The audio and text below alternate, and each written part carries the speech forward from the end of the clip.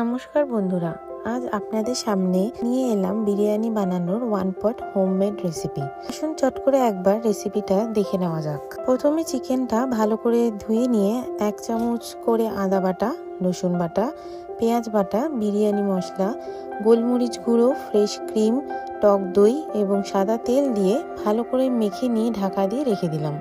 আমি এখানে 600 গ্রাম মতো চিকেন নিয়েছি।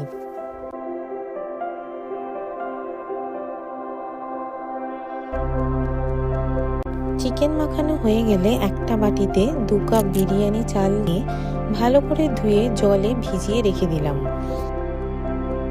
বেরেস্তার জন্য 3টি মাঝারি আকারে পেঁয়াজ কেটে নিলাম।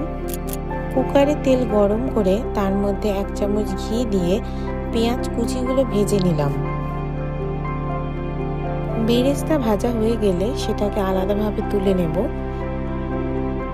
একই তেলে 1 চামচ করে গোটা জিরে, গোটা গোলমরিচ এবং জয়িত্রী দিয়ে দিলাম। কিছুক্ষণ ভেজে নেওয়ার পর ম্যারিনেট করা চিকেনটা কুকারে দিয়ে দিলাম।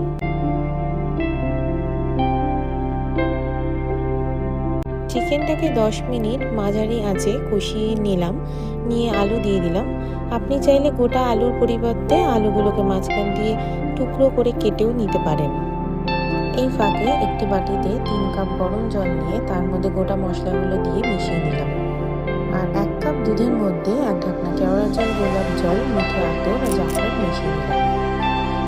এতক্ষণে মাংসটা অনেকটা কষে এসেছে।